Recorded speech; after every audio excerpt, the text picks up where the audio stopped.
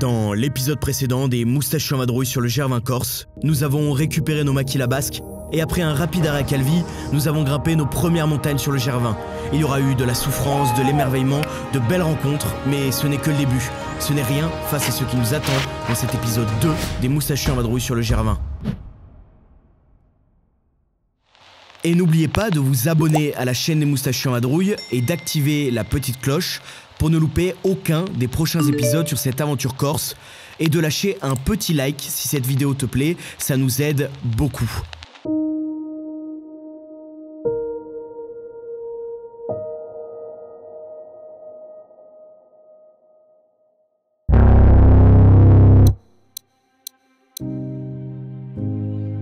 Le début de l'enfer. Cela fait quand même un peu exagéré, non? Qu'est-ce qui pourrait nous attendre sur ce 4e jour du tracé entre Ascoustagno et Tijetu qui pourrait s'apparenter à l'enfer? Ah oui, c'est ça. C'est pour aujourd'hui. On savait qu'on ne pourrait pas y échapper. Aujourd'hui, pour valider l'étape 4 du Gervin, il va falloir gravir son plus haut sommet, le toit de la Corse, le redoutable Monte Cinto de 2700 mètres de haut. Tout le monde redoute de se retrouver en enfer, mais cet enfer-là, c'est un passage obligatoire, que vous ayez été sage ou non. Mais laissons ces préoccupations de côté pour l'instant. Nous ne pensons qu'à une seule chose, les premiers rayons de soleil sur notre visage, et ce verre de pastis de trop que l'on n'aurait peut-être pas dû boire avec Antoine hier soir. Et c'est parti pour une petite heure de marche, où nous progressons dans une forêt bien boisée de pins laricio. Elle s'ouvre sur le cirque de Tribulaccio, en rive gauche du ruisseau de Tijetu. Un petit pont en bois permet de franchir le courant d'eau, pour faire face aux premières plaques de granit qui composent les flancs du Monte Cinto. Un objectif en tête, la pointe des éboulis se trouvant à 2456 mètres.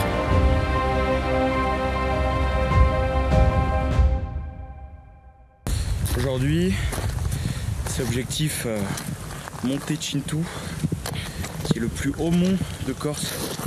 Le plus haut mont de Corse sur l'étape 4 du Gervin, qui est considéré comme l'étape...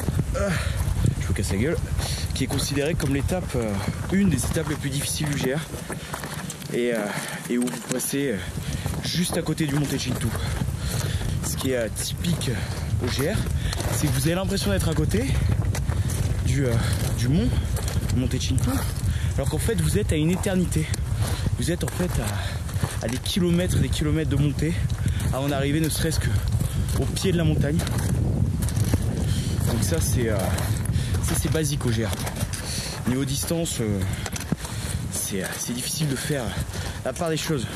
Il y a moyen qu'on arrive très très tard ce soir et qu'on pleure. J'arrête de parler parce que je suis en train de décéder intérieurement et mon souffle se coupe petit à petit.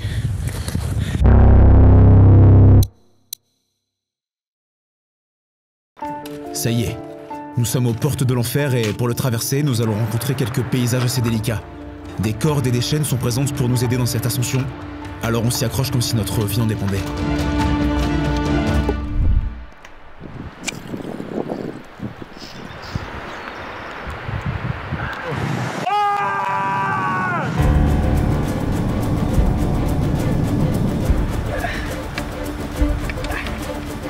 Hey mec!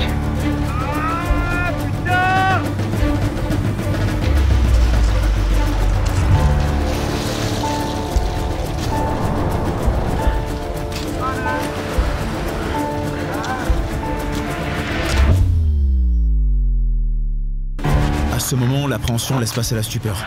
Les minutes se transforment en heures et à chaque pas, nous avons l'impression d'en faire deux en arrière. Plus on avance et plus le sommet s'éloigne. On se demande même si les Corses ne nous ont pas jeté un sort. Le moral est mis à rude épreuve, mais on ne peut pas lâcher comme ça maintenant. Ce n'est même pas une option.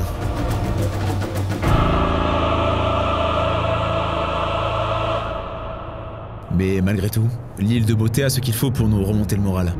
Après des heures et des heures de marche, nous arrivons sur un premier plateau à 2140 mètres d'altitude. Et notre cadeau de bienvenue n'est autre que le lac d'Argentou. L'endroit parfait pour déjeuner, non?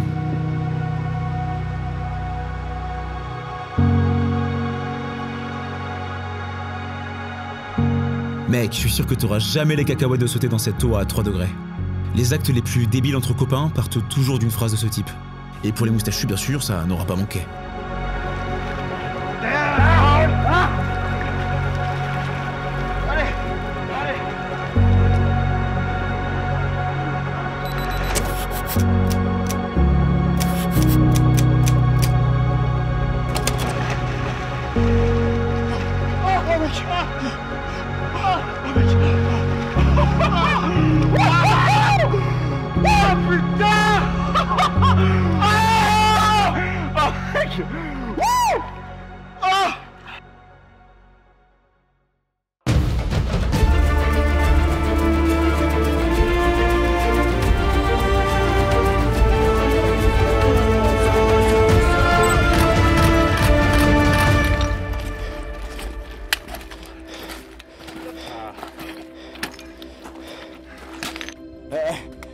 Yes. Le voici, le fameux toit de la Corse, le Monte Cinto, à 2700 mètres d'altitude. Avec 1h30 de marche aller-retour en plus pour arriver au sommet, vous aurez le privilège d'avoir une perspective à 360 degrés sur toute l'île et l'ensemble de ses sommets montagneux. Direct du Monte Cinto, ça fait 7 heures qu'on monte. 7 heures de monte. On a décollé à 6 heures. C'est 4 heures.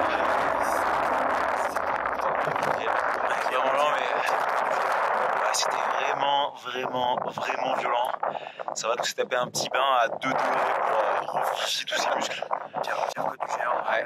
Pire étape, pire côte. Alors, pire étape, on sait pas beaucoup. Ouais, plus longue, là ça c'est sûr. Mais en tout cas la vue est à couper le souffle. Sur le toit de la Corse. Tu fais pas un petit tour là pour leur montrer? Ah, ça me rappelle les vies de merde qu'on s'est en Australie. Ouais, c'est beau. Ouais. Un bolos, bah c'est un bolos. Mais c'est la descente. Ouais. Qui apparemment pire que aussi d'ailleurs. Ça y est, enfin fini l'enfer et on quitte le toit de la Corse et on redescend sur terre.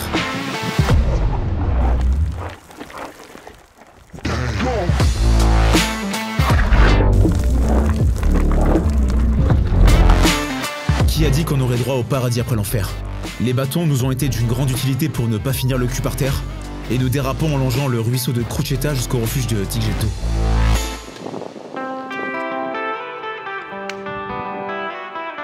En voyant la tête d'Hugo à l'arrivée au refuge, les propriétaires ne nous laissent pas le choix que de rester ici pour la nuit.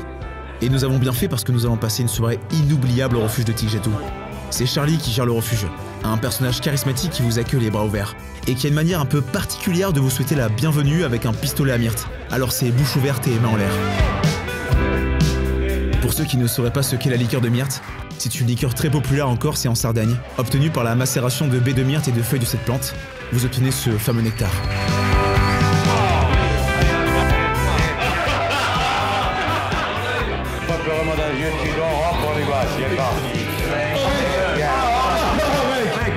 Allez, arriva, penche en arrière. Penche, très bien. Penche en arrière. Très bien. L'anglaise de l'Angleterre. Alors nous aimons depuis toujours. Look at me in my eyes, my cherry coco. Ma chérie coco. Voilà. Et c'est pas fini. Après avoir un peu insisté, Charlie cède. Il sort la guitare et nous offre un spectacle unique. Des chants corses chantés a cappella avec un chanteur d'opéra qui se joint en plus à Charlie.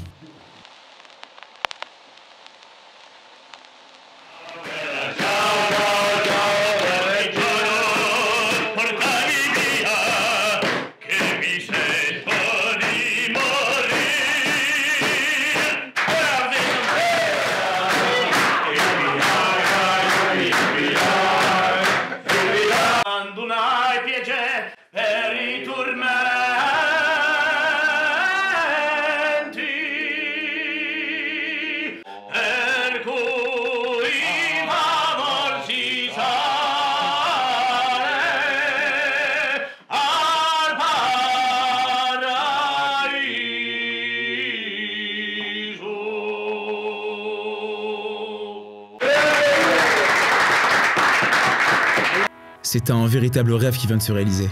Nous nous étions dit que si nous pouvions écouter de vrais chants corses sur le GR20, on serait les plus heureux du monde. Et je crois que c'est fait.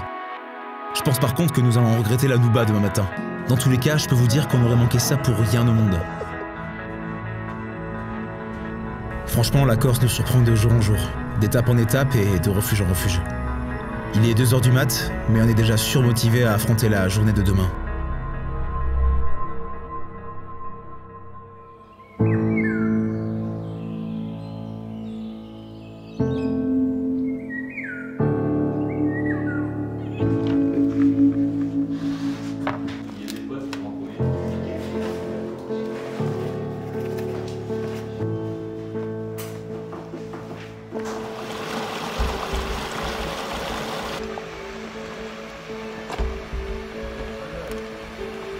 Après avoir laissé notre trace sur le cahier du refuge, on vous invite à le trouver si vous passez par là d'ailleurs. Nous partons avec de tout petits yeux sur l'étape 5 du GR20, entre Tiggetou et Castel di Vergio.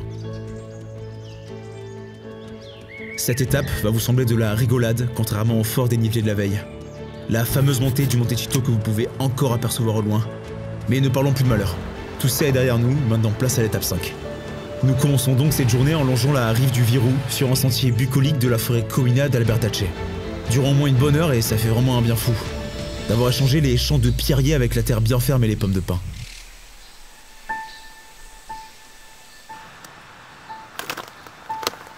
Alors aujourd'hui on a droit à notre plus grosse étape de tout le GR parce qu'on va doubler et faire 2 étapes en une seule journée. Et ça c'est à cause de qui bien sûr? À cause de qui on fait 2 étapes en une journée? À cause du petit Kevin qui a mal fait les réservations et qui a décalé toutes les réservations d'un jour. Donc si on ne double pas aujourd'hui, toutes les réservations des refuges sur le GR sont décalées et sont donc annulées. Donc aujourd'hui on a notre plus grosse étape. Wait a minute. Pire étape, pire côte. Pire étape, on sait pas encore. 2 étapes pour le prix d'une et 30 km de marche pour une durée totale d'environ 10 à 12 heures de marche sur le GR. Voilà, donc quand vous réservez vos refuges, ben faites gaffe, faites pas comme Kevin, parce que sinon vous voyez ce qui vous attend. Bon, j'espère que vous avez bien compris. Ne faites pas comme Kevin et réservez vos refuges aux bonnes dates, surtout en pleine saison si vous ne voulez pas dormir dehors. À la sortie des sous-bois se dresse la Paglia Orba, une montagne robuste que nous grimpons avec une montée très raide à travers des barres rocheuses et un évé de neige très impressionnant. Presque 3 heures pour atteindre le col de Bocca di Fucciale à 1962 mètres d'altitude.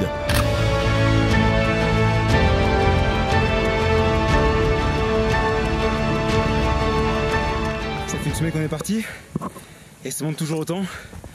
On pensait qu'après le Monte Chintu ça allait se calmer, mais au final pas du tout. Regardez-moi ça. C'est pareil, si ce n'est pire. Et en plus de ça, pour couronner le tout, il fallait qu'on se chope 3 bonnes chaises carabinées, ce qui fait que ça arrange vraiment pas les choses. Déjà que c'est dur de base pour le cardio, pour les jambes et pour tout le reste, là ça nous rend encore plus faibles. Pour couronner le tout, les moustachus ont quand même réussi à tous se choper une bonne gastro des familles pour pimenter les choses. Donc si vous ne voulez pas finir comme nous, pensez à bien vous laver les mains dans les refuges.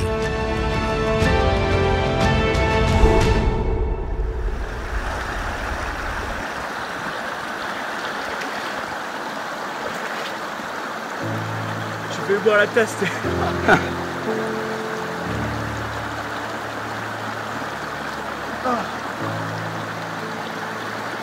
Après une pause plus que nécessaire, Jérémy se prend pour un toréador et décide de faire un duel avec une vache corse. Inutile de dire que la vache n'a fait qu'une seule bouchée du moustachu qui eut la peur de sa vie en essayant de la filmer. À présent, le sentier monte légèrement en direction du nord-ouest. Il longe le versant sud de la somptueuse Paglia Orba. En la contournant par son pied, vous pouvez admirer combien elle est massive. On le voit enfin, le plus long fleuve de Corse de 75 km qui déferle dans la vallée. Une petite pause baignade s'impose alors. Toujours dans le sérieux et la maturité qui nous caractérisent si bien, hein. Je crois que l'altitude après ces 5 jours de marche nous a rendu complètement cons, ou est-ce qu'on a toujours été comme ça ?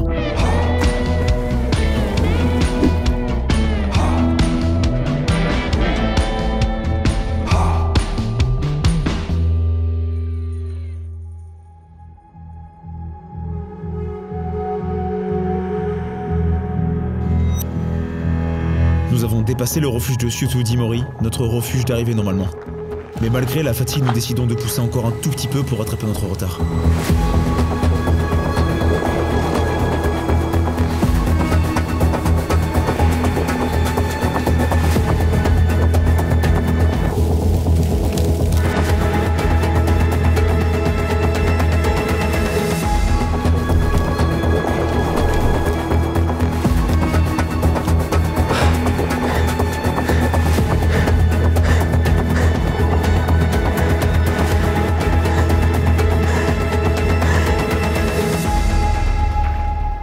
Comme le visage de Jérémy le montre si bien, la fatigue devient insoutenable, et en passant devant l'hôtel de Castel di Vergio, la douche chaude et le lit douillet nous appellent et on ne peut pas résister.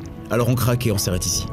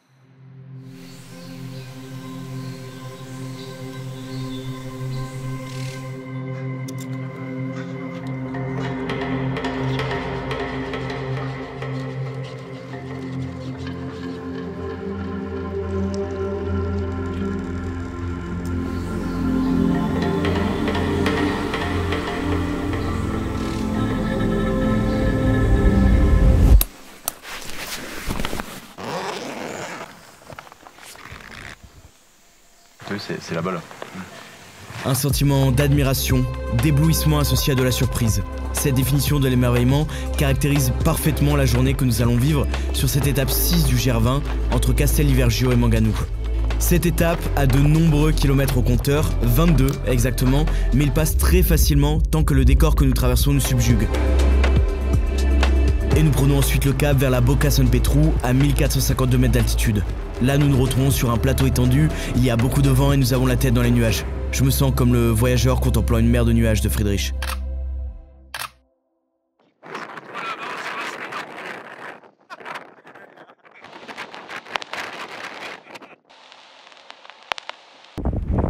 Qui pisse contre le vent se rince les dents, mec. Nous empruntons ensuite l'antique chemin muletier qui suit toute la crête à travers des hêtres centenaires qui ont survécu à l'épreuve du temps et des intempéries. Et voici le plus connu, qui est même devenu un des emblèmes du GR20.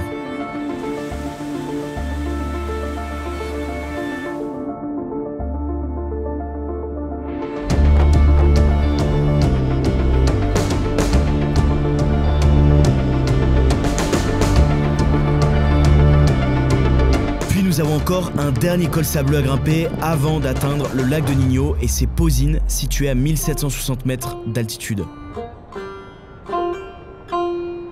Et sur le sentier, nous rencontrons même une petite famille qui voyage accompagnée d'une mule sur une partie du GR20.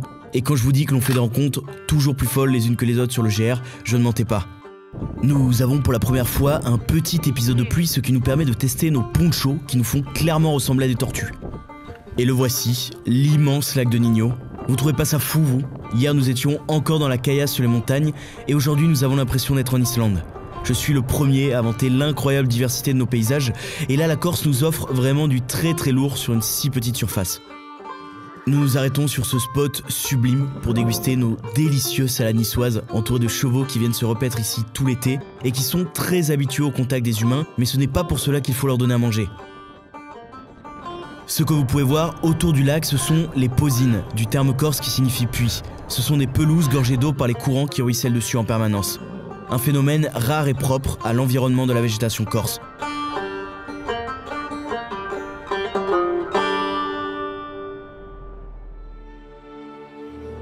Nous quittons enfin ce petit coin de paradis et on longe le lac sur la rive gauche en traversant de nombreux troupeaux d'animaux sauvages attirés par l'herbe des Posines, ces petits coquins, jusqu'à rejoindre le sentier qui prend la direction du sud en s'enfonçant dans une forêt de vieux hêtres sculptés par le temps pendant environ 2 heures, puis nous franchissons la plaine de Boca d'Acqua Serniente qui est le symbole de la limite entre la Haute-Corse et la Corse du Sud, jusqu'à enfin arriver au refuge de Manganù à 1601 mètres d'altitude.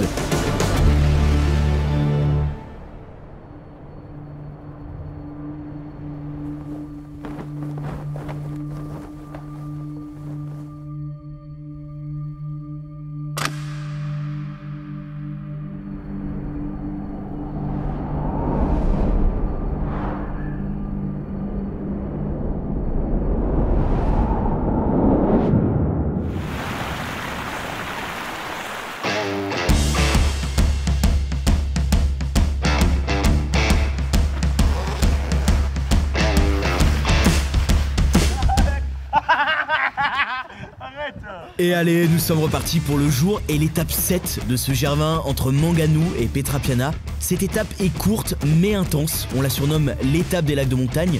Et en partant tôt le matin, nous avons la chance d'avoir le versant à l'ombre. Regardez-moi ce bonhomme là, incroyable. Ils ont tous le sourire par hasard quand ils passent devant la caméra, c'est bizarre ça.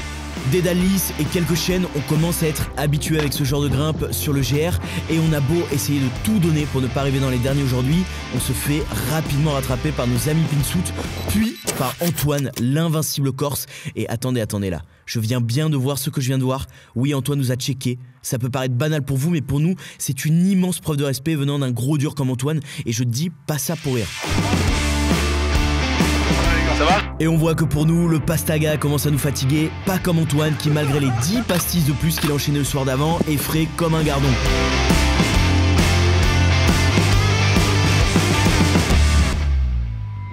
Sur le soleil, c'est pas bon. On caresse, on réchauffe. Ça mec, t'as l'air d'être drogué un petit peu là. Ah non, je suis bien.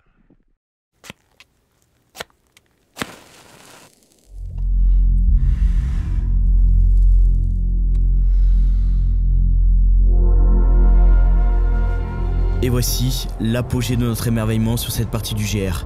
Des montagnes, des lacs, des forêts, des posines, des cirques de pierre et maintenant ça.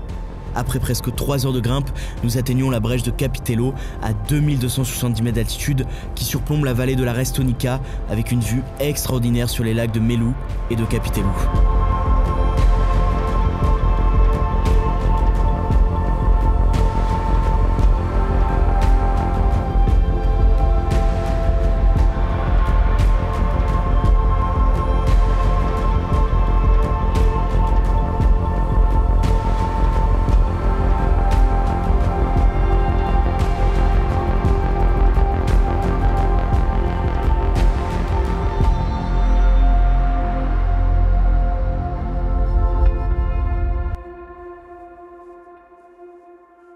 Ah stylé.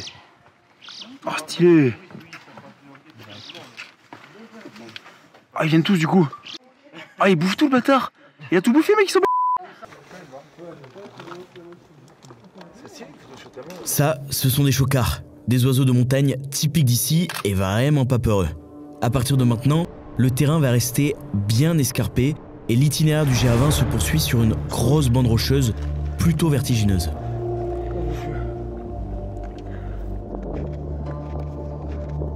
Je sens comment mec? Au bout de ma vie, j'ai mal aux pieds, je suis défoncé. Il y a encore de la côte.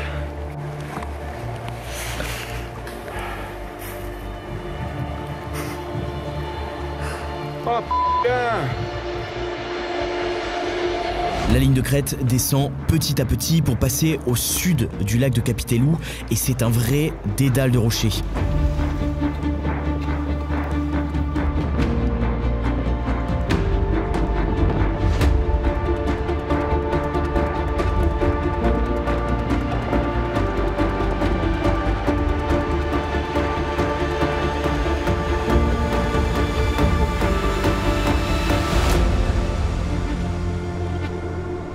Vous pouvez maintenant admirer tout ce que l'on a grimpé depuis ce matin, tout ce que l'on peut grimper durant une étape basique du GR20, et encore celle-ci ne fait que 9 km de long.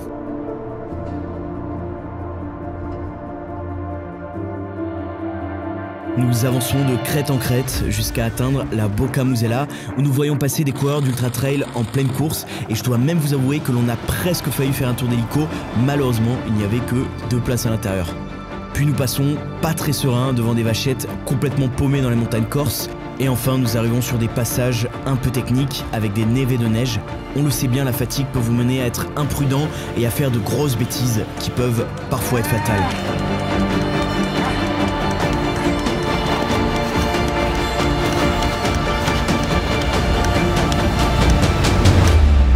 On se dit toujours que ça n'arrive qu'aux autres, mais une chute sur le GR20 est très vite arrivée. Alors faites bien attention à vous, cette fois-ci l'épisode a failli être fait en hommage à Kevin. C'est bien quand même de la faire. Ouais, clairement.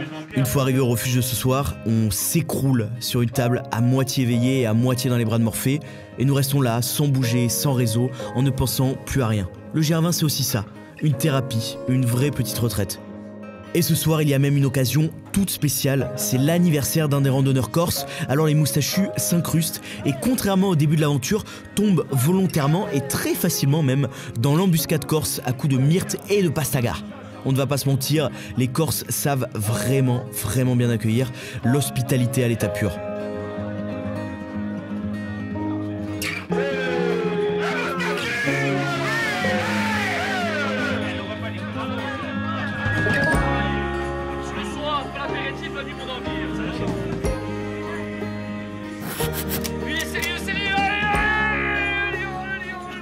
Et il y en a quelques-uns qui ont même un peu trop forcé sur la myrte, je pense. De myrte. C'est bête. Avec l'étape de demain, ça se passe comment là? Ouais, ça va, elle est pas très longue.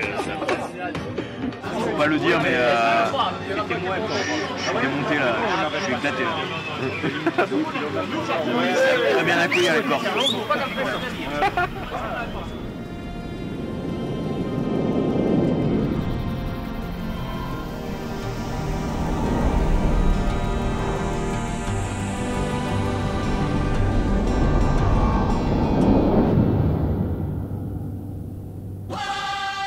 Et dans le prochain épisode, au bout du rouleau, vont-ils réussir à aller jusqu'au bout de l'étape de trop? Nous donnons la parole aux randonneurs et nous nous retrouvons interviewés sur le bord de la route, en plein maquis corse, en faisant de l'autostop. Et enfin, nous arrivons sur la deuxième partie du GR20, la partie sud.